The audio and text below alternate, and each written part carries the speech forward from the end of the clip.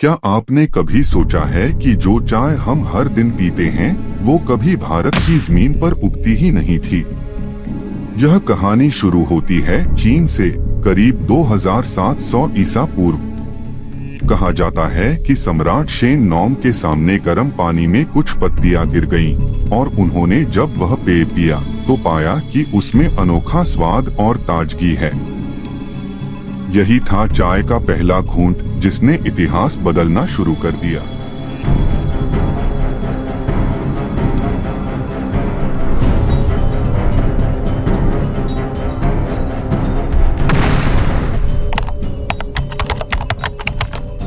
सदियों तक चाय चीन और जापान की सीमाओं तक ही सीमित रही, जहां यह एक स्वास्थ्यवर्धक औषधि, ध्यान का माध्यम और परंपरा का हिस्सा थी। लेकिन जब 17वीं सदी में व्यापारिक मार्ग खुले और यूरोपीय ताकतें एशिया आईं, तब चाय यूरोप पहुंची। ब्रिटिश और डच व्यापारियों ने इसे अमीरों और राजघरानों तक पहुंचाया। वहां यह बन गई शाही ड्रिंक, स्टेटस सिंबल। लेकिन ब्रिटिशों को यह अच्छा नहीं लगा कि उन्हें हर बार चाय के लिए चीन पर निर्भर रहना पड़े। और तभी बनी एक चाल, क्यों न चाय की खेती भारत में की जाए।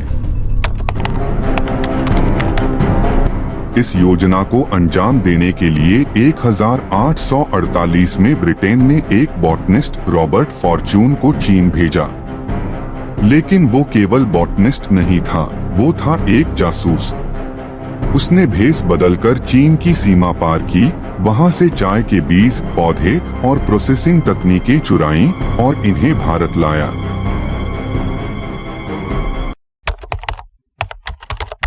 भारत में सबसे पहले चाय की खेती की गई असम की पहाड़ियों में। यहाँ की मिट्टी, बारिश और जलवायु ने चाय के पौधों को खूब पसंद किया। फिर शुरू हुआ भारत में चाय का असली सफर। दार्जिलिंग, नीलगिरी और कांगड़ा जैसे क्षेत्रों में बड़े बड़े चाय बागान उगाए।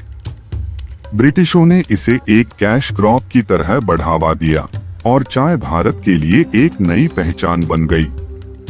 धीरे धीरे जो चाय कभी राजघरानों की पहचान थी, वह भारत के गावगली, स्टेशनों और चाय की टपरियों तक पहुंच गई। भारत के लोग चाय को अपने रंग में ढालने लगे, कभी कुल्हड़ में, कभी स्टील के गिलास में, तो कभी मसालों के तड़के के साथ। आज भारत दुनिया का दूसरा सबसे बड़ा चाय उत्पादक और सबसे बड़ा उपभोक्ता है। असम टी, दार्जिलिंग टी और नीलगिरी टी आज न केवल भारत की पहचान है, बल्कि दुनिया में अपनी विशिष्ट खुशबू और स्वाद के लिए प्रसिद्ध हैं। तो अगली बार जब आप चाय की चुस्की लें, याद रखिए, ये सिर्फ एक पेय नहीं है, ये एक पूरी यात्रा है। एक पत्ती जो चीन से निकली, ब्रिटिश चालों से होते हुए भारत की मिट्टी में रच बस गई और अब हर भारतीय की सुबह की साथी बन चुकी है। ऐसे ही एग्रीकल्चर से जुड़ी अनसुनी लेकिन जरूरी कहानियों के लिए जुड़े रहिए दी एवरग्रीन रॉकेट के साथ, जहां कृषि सिर्फ खेती नहीं, एक उड़ान है।